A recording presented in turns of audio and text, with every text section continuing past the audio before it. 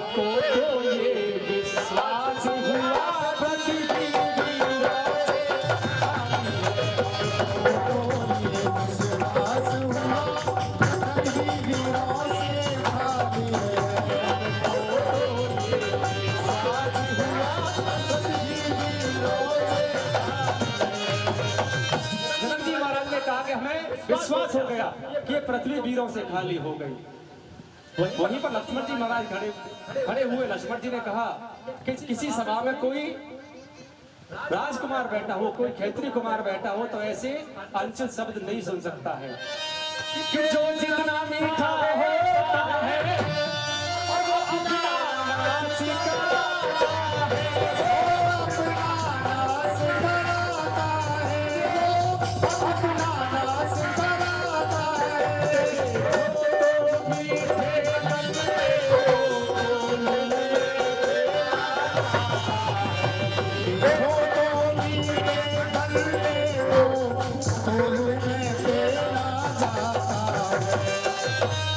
जो जितना मीठा होता है वो अपना नाश कराता है, देखो उस मीठे गन्ने को बोलू मैं पीला जाता। लक्ष्मण जी कहने लगे कि राजन अभी आपने जो शब्द कहे थे बड़े अनुचित शब्द कहे। अरे आप इस धनुष की बात करते हो, इस धनुष को तो मैं कच्चे घड़े की समान नष्ट कर सकता हूँ।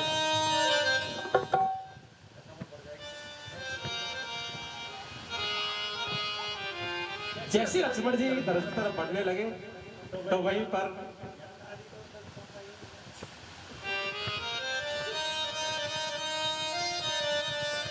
तो विश्वामित्र जी लक्ष्मण जी को शांत किया। लक्ष्मण जी अपने स्थान पर आकर के रहते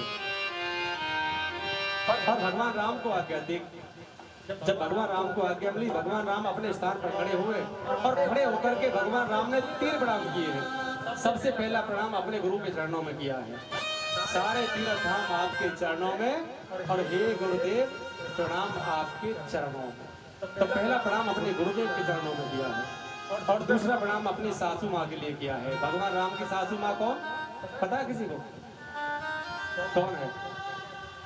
सुने ना, भगवान राम की सासू माँ है पृथ्वी, क्योंकि सीता जी का जन्म पृथ्वी से हुआ था। सुना तो उनको पाला था, बोलना पड़ेगा राधे राधे। तो दूसरा प्रणाम पृथ्वी माँ के लिए किया है कि पृथ्वी माँ आपको मैं सीता के योग बर लगता हूँ। मैं भली भांति जानता हूँ कि आपने धनुष को पकड़ रखा है और मैं सीता के योग बर हूँ, तो आप धनुष को छोड़ देना। पृथ्वी माँ ने कहा प्रभु आप कैसी बात कर रहे हो। और तीसरा प्रणाम किया है धनुष के लिए। विवाह के समय सासुओं को मना के रखना बहुत जरूरी होता है।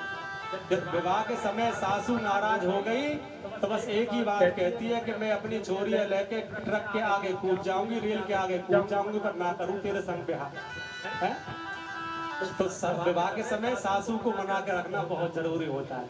और तीसरा प्रणाम किया है शिव जी के धनुष के लिए और कहा कि आपको जब मैं सीता के योग पर लगता हूँ तो आप एक फूल के समान अपने आप उड़ जाना। धनुष ने कहा प्रभु आप हाथ तो लगाओ। और जैसे भगवान राम ने धनुष को उठाया, चाप चढ़ाना चाहते हैं, धनुष धड़ाक से टूटा और जैसे धनुष टूटा तो बाबा परशुराम जी की समाधि जागी और बाबा परशुराम जी आए और आकर के यहाँ पर परशुराम और लक्ष्मण जी का संवाद भी होता है। भगवान राम ने परशुराम जी का संदेह दूर किया।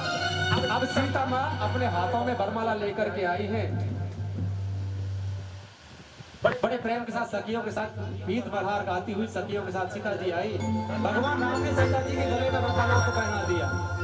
अब सीता जी थोड़ी छोटी है और भगवान राम थोड़े लंबे हैं और ऊपर से 1.5 फुट का मुकुट भी पहन रखा है। अब सीता जी बार बार हाथों को ऐसे करती है लेकिन वरमाला नहीं पहना सके। और आज की कोई देवी जी हो तो भले कूद के पहनानी पड़े, पर एक पुत वरमाला है। अब ये बात मैं इसलिए बोल रहा हूँ कि अभी ये चला है ना नया मोबाइल, इस पर एक ऐप है इंस्टाग्राम। उस पर कई बार ऐसी वीडियो देखने के मिलती है, कभी दुल्हन दूल्हा पे गिर पड़ी, कभी दूल्हा दुल्हन पे गिर पड़ो। लेकिन सीता जी मर्यादा में ऐसा नहीं कर सकती। सीता जी बार बार हाथों को ऐसे ऐसे करती है, लेकिन भगवान राम लंबे हैं और ऊपर से 1.5 फुट का मुकुट पहन रखा है।